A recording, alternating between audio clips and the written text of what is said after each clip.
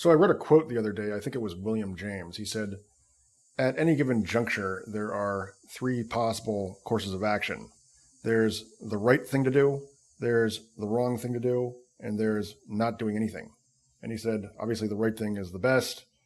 The wrong thing is obviously not as good as the right thing, but the wrong thing is far closer to being the right thing than not doing anything.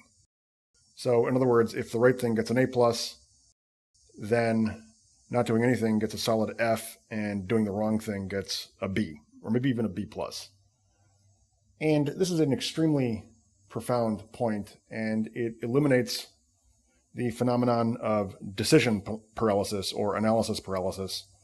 I don't know if those are exactly synonymous terms, but they're relevantly synonymous, at least in this context. And I'd like to illustrate this in connection with President Reagan and his performance and how it contrasts with that of President Carter. So Jimmy Carter is and was a very smart person. Ronald Reagan was not. But Reagan's performance, though probably not as good as Republican historians make it out to be, his performance was creditable. It was he did a respectable Republican job. Jimmy Carter did not do a good job, but Jimmy Carter is vastly more intelligent than Reagan. So what's the answer? Well, the answer is, what's the explanation? How is this possible? How can a borderline pinhead do a pretty passable job as the chief executive of the world's largest economy? And how is it that somebody who dwarfed him in terms of intellectual ability did such a mediocre job? Well, there is a pretty straightforward explanation. Reagan, and I'm speculating, but I think these are pretty well-founded speculations, so I guess they're not speculations, but don't worry about that.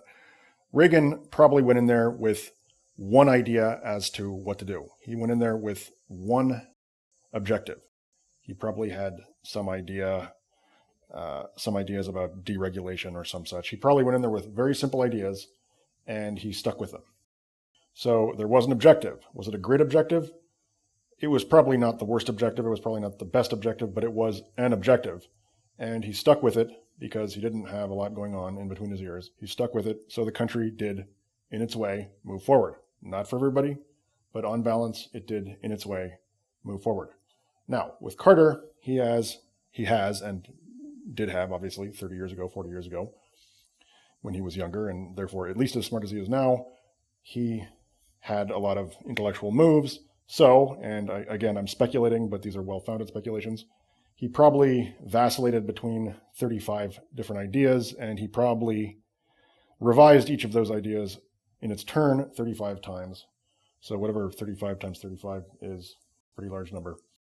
So basically, he divided his energies between 1,000 different ideas, as a result of which he didn't pursue any objective. He had 1,000 different objectives and therefore had no objective. And it was because of his capacious intellect that he was able to have so many ideas and that he was able to see any given situation with such high resolution vision that he was not able to focus on the big picture. So the point here is basically that William James is 100% right. So let's suppose that Reagan's conception as to how to manage the country was the wrong one. Well, that may be the case, but it was a conception, and he stuck with it. So he ended up with, a B or a B plus maybe overall.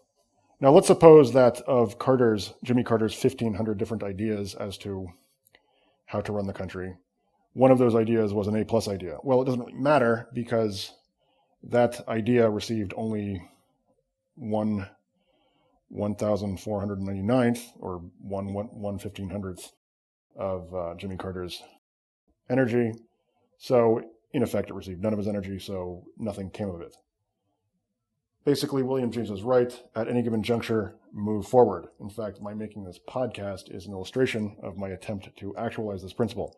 This is not exactly the most polished podcast, but I did manage to get a point across, And what was the alternative? The alternative was me stewing in a state of decision paralysis.